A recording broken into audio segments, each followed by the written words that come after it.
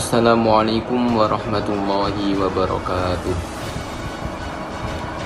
Bismillahirrahmanirrahim. Alhamdulillahi rabbil alamin. Wassalatu wassalamu ala ashrafil anbiya'i wal mursalin Sayyidina Muhammadin wa ala alihi wa sahbihi ajma'in, amma ba'd. Ya, kami dari kelompok 1 yang beranggotakan saya sendiri, Mas Ilham, dengan NIM 3 digit terakhir 166, dan anggota berikutnya ada Inayah dengan NIM 162, dan terakhir ada Uliatun Nisa dengan NIM 184.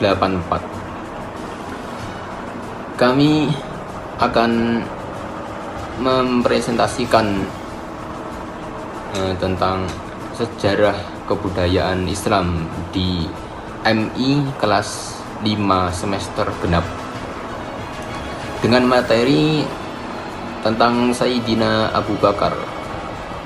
Kita akan membahas tentang sejarah beliau, ya, tentang silsilah, tentang kekhalifahan beliau, tentang akhlak beliau, keteladanan beliau yang bisa kita contoh, ya, dan terakhir tentang kewafatan beliau. Ya, langsung saja berikut kami akan mempresentasikan.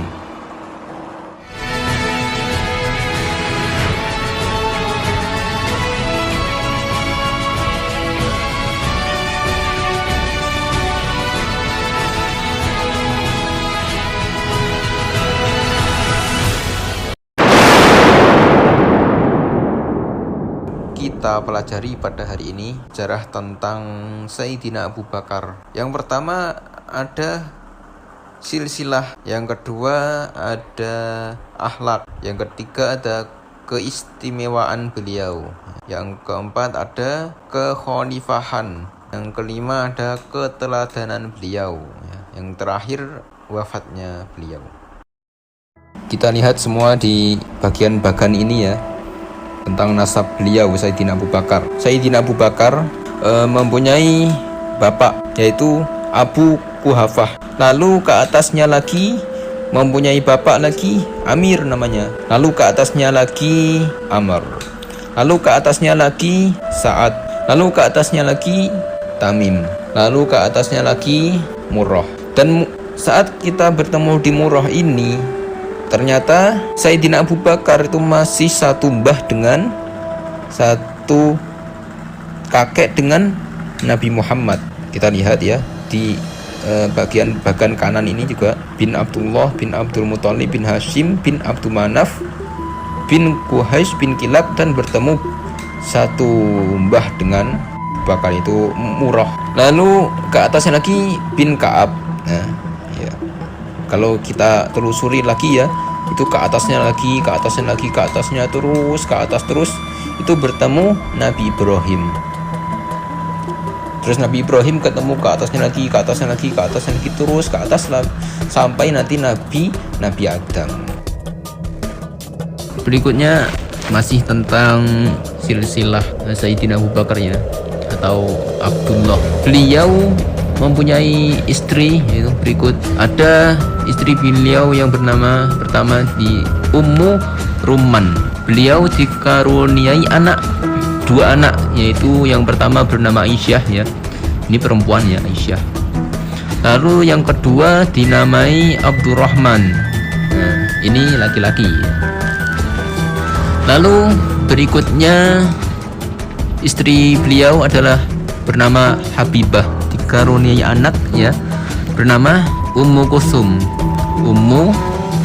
Nah, ini perempuan. Berikutnya ada istri beliau, yaitu bernama Qutailah, dikaruniai dua anak juga, yang bernama ada Abdullah, ya. Abdullah ini laki-laki, Abdullah. Yang kedua ada Asma. Nah, Asma ini perempuan. Lalu yang terakhir istri beliau adalah Asma binti Umais. Lalu mempunyai satu keturunan saja, yaitu dinamakan Muhammad, ya, ini laki-laki, ya. Yaitu tentang silsilah istri-istri beliau dan anak-anak beliau. Sekilas tentang Abu Bakar. Abu Bakar lahir pada tahun ketiga tahun Gajah, yakni 573 Masehi. Usia Abu Bakar 3 tahun lebih muda dari Rasulullah. Sebelum masuk Islam, Abu Bakar bernama Abdul Ka'bah. Kemudian setelah masuk Islam, Rasulullah menggantinya menjadi Abdullah. Lebih dikenal dengan nama Abu Bakar, yang artinya pelopor pagi hari. Karena ia adalah orang yang pertama kali masuk Islam segera setelah Rasulullah menerima wahyu. Gelarnya adalah As-Siddiq. Kemudian Abu Bakar menjadi khalifah kurang lebih selama 2 tahun. Apa saja akhlak Abu Bakar As-Siddiq? Yuk mari kita bahas bersama. Pada masa jahiliyah, Abu Bakar adalah seorang pedagang yang sukses. Ia banyak melakukan perjalanan dagang dan termasuk orang yang sangat giat dan tekun. Setelah masuk Islam, ia menggunakan hartanya untuk menopang perjuangan Rasulullah. Karenanya, Abu Bakar termasuk sahabat yang dermawan. Abu Bakar adalah sosok yang suka memberi dan dermawan. Beliau juga menyayangi para sahabat lainnya dan rela berkorban demi mereka. Di antaranya dibuktikan dengan kerelaannya memerdekakan Bilal bin Rabah. Waktu itu Bilal berstatus budak dan masuk Islam. Kemudian tuan pemiliknya mengetahui dan menyuruh Bilal keluar dari Islam. Namun Bilal menolak, lalu ia disiksa dengan kejam. Mengetahui hal ini, Abu Bakar rela mengeluarkan hartanya demi membebaskan Bilal dari statusnya sebagai budak. Abu Bakar merupakan seseorang yang pandai bergaul. Beliau termasuk orang yang paling pakar nasab. Tidak semua orang Quraisy pakar nasab. Orang dahulu senang berbicara mengenai nasab. Ketika beliau pakar tentang nasab-nasab orang, maka beliau mengerti tentang kabilah-kabilah, bagaimana menghadapi kabilah ini, bagaimana menghadapi kabilah itu, bagaimana menghadapi sifat-sifat mereka. Beliau sering bersafar ke sana kemari sehingga orang-orang kenal dengan Abu Bakar. Lalu akhlak Abu Bakar lainnya, meskipun pada zaman dahulu masih zaman jahiliyah, namun beliau sama sekali tidak pernah menyembah berhala. Ketika zaman jahiliyah, Abu Bakar tidak pernah minum khamr. Padahal khamr adalah minuman yang sangat wajar di saat itu. Bahkan minuman kebanggaan orang zaman dahulu adalah khamr. Namun beliau sama sekali tidak pernah meminumnya. Keistimewaan Abu Bakar As-Siddiq. Gelarnya adalah As-Siddiq, yakni selalu membenarkan perkataan Rasulullah Shallallahu Alaihi Wasallam. Abu Bakar mendapat gelar kehormatan di belakang namanya, yakni gelar As-Siddiq, yang berarti orang yang jujur dan membenarkan Rasulullah Shallallahu Alaihi Wasallam. Beliau memang dikenal orang yang selalu membenarkan Rasulullah, terutama dalam peristiwa Isra Mi'raj. Di tengah pertentangan, ejekan, dan ketidakpercayaan orang kafir, Abu Bakar adalah orang yang paling gencar membenarkan peristiwa Isra Mi'raj ini. Karena itu, di belakang nama beliau diberi gelar As-Siddiq, yakni lengkapnya adalah Abu Bakar As-Siddiq. Laki-laki dewasa yang pertama kali masuk Islam. Suatu ketika, saat Nabi berdakwah menyampaikan agama Islam, Abu Bakar langsung membenarkannya tanpa ragu. Oleh karena itu, ia adalah orang dewasa yang pertama kali masuk Islam dan akhirnya mendapat julukan nama Abu Bakar. Abu Bakar artinya pelopor pagi hari. Ia adalah laki-laki yang mempelopori masuk Islam dengan segera setelah Rasulullah Shallallahu Alaihi Wasallam menerima wahyu. Gemar beramal soleh. Dari hadis riwayat Abu Hurairah radhiyallahu anhu bahwasannya Nabi Muhammad SAW bersabda, Rasulullah pernah bertanya kepada para sahabat, "Siapakah di antara kalian yang sedang berpuasa pada hari ini?" Abu Bakar menjawab, "Saya." Rasulullah bertanya lagi, "Siapakah di antara kalian yang hari ini mengantarkan jenazah ke kuburnya?" Abu Bakar menjawab lagi, "Saya." Kemudian Rasulullah bertanya lagi, "Siapakah di antara kalian yang hari ini memberi makan orang miskin?" Abu Bakar menjawab, "Saya." Kemudian Rasulullah bertanya lagi, "Siapakah di antara kalian yang hari ini mengunjungi orang sakit?" Abu Bakar menjawab lagi, "Saya, ya Rasulullah." Lalu beliau bersabda, "Tidaklah yang demikian itu terhimpun pada seseorang, melainkan ia akan masuk surga." Abu Bakar menjadi imam sholat. Suatu hari, di hari akhir Rasulullah menjelang wafatnya, Rasulullah mengalami sakit keras. Beliau tidak bisa mengimami sholat untuk kaum muslimin. Beliau pun menunjuk Abu Bakar untuk menggantikannya menjadi imam. Nabi Muhammad meninggal karena sakit dalam usia 63 tahun. Ketika Nabi Muhammad baru saja dinyatakan meninggal, banyak kerabat dan para sahabat yang tidak percaya. Berita wafatnya Nabi Muhammad meninggalkan rasa duka dan kekacauan di antara para sahabat. Pertama, banyak dari kaum muslimin yang tidak percaya akan berita tersebut. Umar bin Khattab bahkan kalap dan mengatakan, "Barang siapa yang mengatakan Muhammad telah wafat, akan kutebas lehernya." Kemudian Abu Bakar As-Siddiq yang menenangkan Umar. Abu Bakar kemudian membaca surat Ali Imran ayat 144. A'udzu billahi minasyaitonir rajim. Wa ma Muhammadun illa rasul qad khalat min qablihi ar-rusul afa imma ta'aw qutilan qalabtum ala a'qabikum wa man yanqalib ala aqibaihi falan yadurrallaha syai'a wa sayajzillahu syakirin.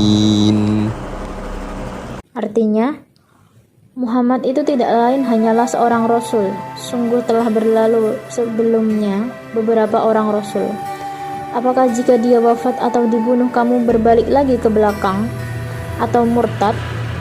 Barang siapa yang berbalik ke belakang, maka ia tidak dapat mendatangkan mudarat kepada Allah sedikit pun. Dan Allah akan memberi balasan kepada orang-orang yang bersyukur. Kemudian persoalan kedua adalah siapa yang akan menggantikan Rasulullah sebagai pemimpin. Di tengah kekacauan, para kaum Ansor dan Muhajirin berkumpul melakukan musyawarah untuk memilih siapa yang akan menjadi pemimpin mereka menggantikan Rasulullah SAW. Mereka bermusyawarah dan akhirnya terpilihlah Abu Bakar As-Siddiq untuk menjadi pemimpin kaum muslimin. Ya, berikutnya tentang kekhalifahan Sayyidina Abu Bakar As-Siddiq. Sayyidina Abu Bakar As-Siddiq itu memerintah, ya, menjadi khalifah itu setelah Nabi Muhammad.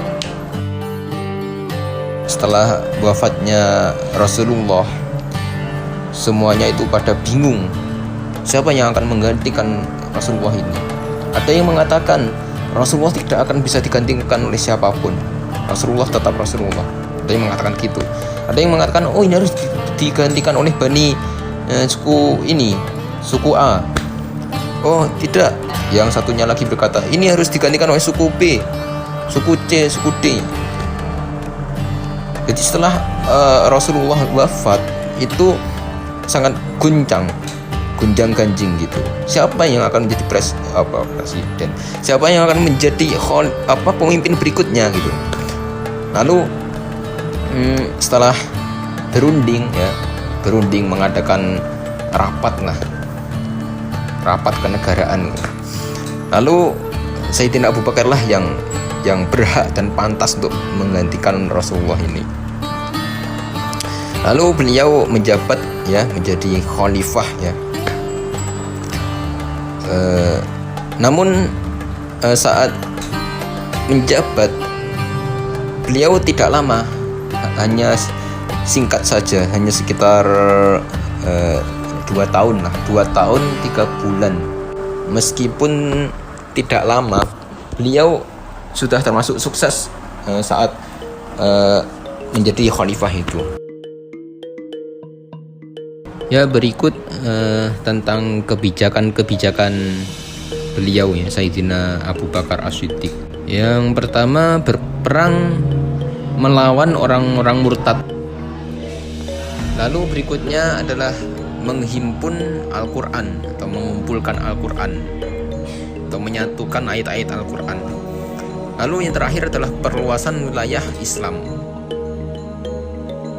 Beliau prestasinya sangat luar biasa. Salah satunya ya, beliau ini memberantas nabi-nabi palsu. Jadi sejak kewafatan Rasulullah itu banyak muncul nabi palsu ya. Banyak sekali nabi palsu.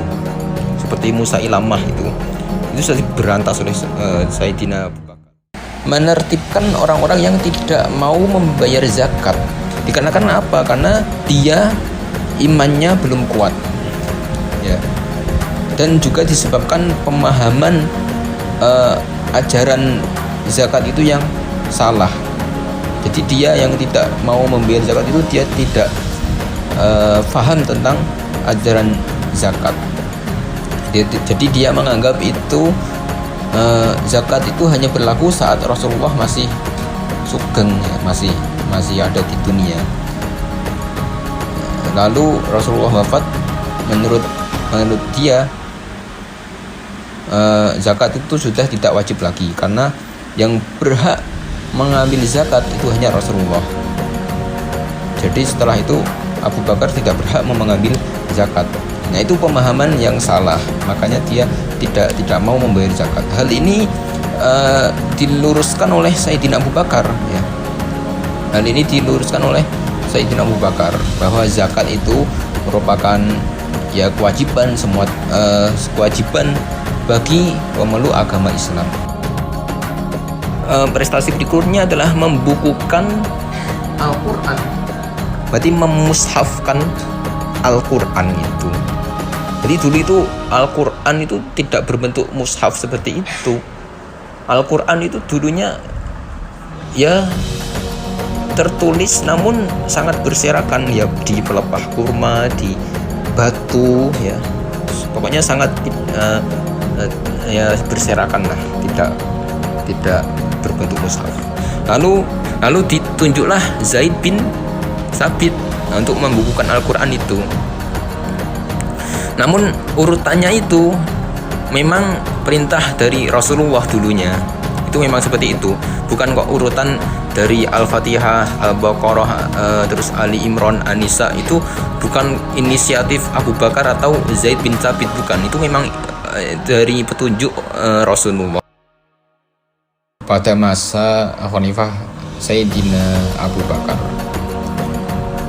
perluasan wilayah pertama ke daerah Syam ya, atau Syria. Kalau Syam itu bahasa Arabnya, kalau Syria itu bahasa Inggrisnya. Ini panjang sekali sebenarnya ceritanya, namun saya persingkat.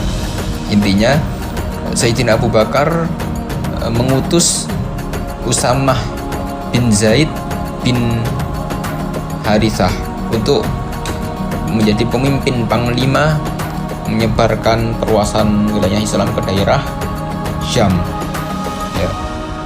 Beliau masuk ke sana bersama pasukannya, bergerak menuju negeri Qundo'ah, lalu memasuki kota Abil. Lalu beliau membuat strategi ya, bagaimana untuk menguasai wilayah tersebut. Lalu kedua, perluasan wilayah daerah Irak, mengutus Khalid bin Walid menjadi pemimpin panglima untuk menyebarluaskan Islam ke daerah Irak. Pada tahun 634 Masehi, Abu Bakar berhasil menguasai daerah sana, daerah Irak. Wafatnya Abu Bakar As-Siddiq. Beliau wafat dikarenakan sakit. Meninggal pada usia 63 tahun, seperti usia Rasulullah. Wafat pada tanggal 22 Jumadil Akhir tahun 13 Hijriah atau bertepatan dengan bulan Agustus tahun 634 Masehi. Sebelum wafat, Abu Bakar menunjuk Umar bin Khattab sebagai khalifah berikutnya. Abu Bakar dimakamkan di samping makam Rasulullah. Abu Bakar As-Siddiq adalah salah satu sahabat Nabi Muhammad SAW yang memiliki banyak sifat dan tindakan yang dapat menjadi sumber inspirasi dan keteladanan bagi umat muslim. Mari kita bahas beberapa keteladanan yang dapat diambil dari kehidupan dan tindakan Abu Bakar As-Siddiq. Ketulusan iman. Abu Bakar dikenal dengan gelar As-Siddiq, yang berarti orang yang benar. Ia memiliki iman yang kuat dan tulus kepada Allah Subhanahu wa taala dan Rasulullah Shallallahu alaihi wasallam.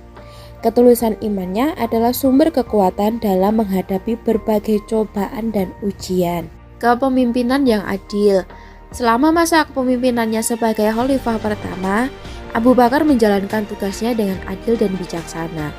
Ia sangat memperhatikan kesejahteraan umat muslim dan berusaha untuk memenuhi kebutuhan mereka dengan adil. Berikutnya, kemurahan hati. Abu Bakar adalah seseorang yang dermawan. Ia sering memberikan bantuan kepada orang-orang yang membutuhkan, terutama mereka yang dalam kesulitan. Kemurahan hatinya dikenal luas di kalangan umat muslim. Keteguhan dalam perjuangan. Abu Bakar adalah salah satu yang pertama kali memeluk Islam dan bersama dengan Nabi Muhammad SAW, beliau menghadapi banyak tantangan dan perjuangan. Ia tidak pernah mengingkari imannya meskipun menghadapi tekanan dan ancaman. Berikutnya adalah kemampuan memimpin dalam krisis. Saat Nabi Muhammad SAW wafat, Abu Bakar dipilih sebagai khalifah pertama. Ia mampu memimpin umat muslim dalam masa-masa sulit setelah wafatnya Nabi, termasuk dalam menghadapi pemberontakan suku-suku Arab dan menyatukan umat muslim. Ketekunan dalam ibadah. Abu Bakar adalah seorang yang tekun dalam ibadah kepada Allah Subhanahu wa taala. Ia selalu berusaha untuk memperbaiki hubungannya dengan Allah melalui sholat, puasa, dan ibadah lainnya. Ketaatan pada Nabi Muhammad SAW. Abu Bakar selalu setia dan taat pada ajaran dan petunjuk Nabi Muhammad SAW. Ia adalah teman dekat Nabi dan selalu mengikuti tuntunan beliau dengan penuh dedikasi. Lalu kesederhanaan dalam kehidupan. Meskipun menjadi pemimpin yang besar, Abu Bakar tetap hidup dengan sederhana.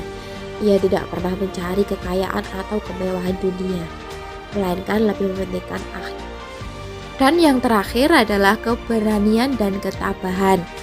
Abu Bakar menunjukkan keberanian dan ketabahan dalam banyak pertempuran dan situasi yang sulit. Ia tidak pernah gentar dalam menghadapi musuh-musuh Islam.